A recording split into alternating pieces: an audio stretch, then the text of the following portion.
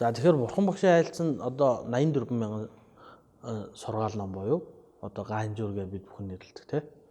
За түүний тайлбар ганжуур гэдэг. Тэгэхээр Бурхан багшийн сургаал ном ерөөсөө Бурхан багш өөрөө айлцсан баг. Миний мэдсэн зүйл бол ой модонд байгаа навчтай адилхан тийм зүйлийг мэдсэн. Та нарт зааж байгаа зүйл бол тэр ой модноос ингээд атгаад ингээд авчирж өгч байгаа навчтай адилхан. Тэгэхээр хүний сэтгэл тийм 84 мянган бүдүүн нарийн гэсэн тийм хортой байдаг юм байна.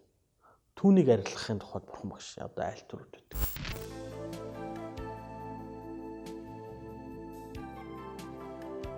Алив хилэнцгийг өчүүхэнч үлүүлдээд ариун буйныг хотл чуулган болгоод анхаарч өөрийн сэтгэлийг номхдохоос аяа тэр Бурхны шашин болоо. Тэр сургаал номд одоо хамгийн энгийн нь одоо Хотготын 4 үнэн 8 зөв зам мөр гэх жишээ тийм номнууд байна л да. Бурхан багш айлцсан. Тэр 8 зөв зам мөр дээр одоо жишээлбэл те зөв бясалгал, зөв үзэл, зөв амьдрах арга гэх жишээтэй. Тэгээд энэ болгон чинь ерөөсөө Бурхан багшийн айлцсан юмнууд нь бидний амьдрал аж ахуй, үзэл бодлыг яавал тэр оюун ухааны хөгжилд хүргэж болох вэ гэдгийг заасан байна. Одоо зөв дадал зуршил те. Энгийнээр бол одоо зөв програмтай болно гэсэн үг.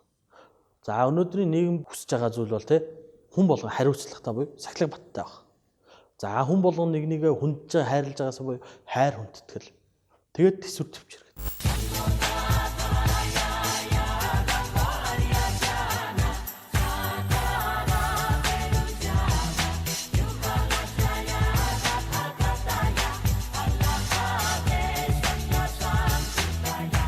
Бурхан багшийн айлцсан дээр 84 мянган сургаалыг бол Винай буюу сахил санварын аймаг, Судар буюу сургаал номлын аймаг, Авдаран буюу одоо бясалгал ингээд тарны аймаг. Энэ гурван сургаалыг ерөөсөө энгийнээр тайлбарлавал Бурхан багш бол сахил буюу одоо тийм Винай буюу сахилга баттай байх аргыг зааж. За хайр хүндэтгэл буюу бусдыгаа хайрлах, инэрх тийм хүнийг ойлгохын тухайд энэ хайр хүндэтгэл гэдэг буюу Судрын аймгийг заасан. За өөрийн сэтгэлийг жолоодож өөрийн оюун ухааныг өдөртөхөнд бол төсвөр төвчээр гэдгийг зааж л те. Төсвөр төвчээр гэдэг маань бас ийм утга нь бол одоо дэлгэрүүлвэл аливаа одоо тис гэдэг маань болохоор өөрөө дургуун мөртлөө тэр зүйл өөр дээр нь ирээд байхыг тис хэрэгтэй гэдэг юм байна. А төвч гэдэг маань хүн өөрөө тэрхүү зүйлийг хүсэж байгаагаар нь авч чадахгүй байгаа төвч хэрэгтэй. Сахилга бат гэдэг маань болохоор сах буюу аливаа юм нь ингээд те дэг журамтай. За тэр болгоно эмх зэгцтэй байна. Бат буюу аливаа ингээд байшин ингээд энгийнээр байрвал бид нар байшин нэгэн жигд ингээд өрөө те ингээд нэгэн жигд явбал байш маань бат бөх байдагтай адилхан. Хааш яаш хамаагүй ингээд өрчих юм бол тэр бол салхинд хүртэл нурдаг шүү дээ барилга. Тэгэхээр үүнтэй адилхан хүн өөрийн эргэн тойронд байгаа энгийнээр бол өмсөж байгаа хувцс, эдэлж байгаа эд хэрэгэл гэр орноо сайхан цэмцгэр, цэвэрхэн, дээрээс нь одоо эмх замбраатай байх гэж. Хайр хүндэтгэл гэдэг маань хүндэтгэл гэж бол одоо бид бүхэн хорвоо дэлхийн нийгэм тэр чигээр энийг бол чухал байх. Байгалаа хайрлах хэрэгтэй, байгалыг хүндлэх хэрэгтэй. Хуу хүмүүс нэг нэгэ хайрлж хүндэх хэрэгтэй. Одоо хамгийн энгийнээр бол одоо хос болж байгаа анх уулзж байгаа хүмүүстэй залуучууд нэг нэгэ хайрлж эхлэхээр тэрийг хүнддэг, тэр хүний үзэл бодлыг хүнддэг. Хүндгээд ирэхээр тэр хүний хийж байгаа юм болгоно тэр хүнд ийргээр харагдах буюу тэрийг хайрлж эхэлнэ.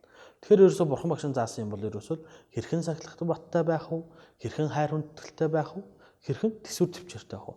Тэгэхээр энэ болго ингээд бий болоод энэ ингээд зүйлүүдийг бид нар өөртөө бий болгоод ирэхээр нөгөө нэг хүсэж исэн амар амгалан амьдрал те.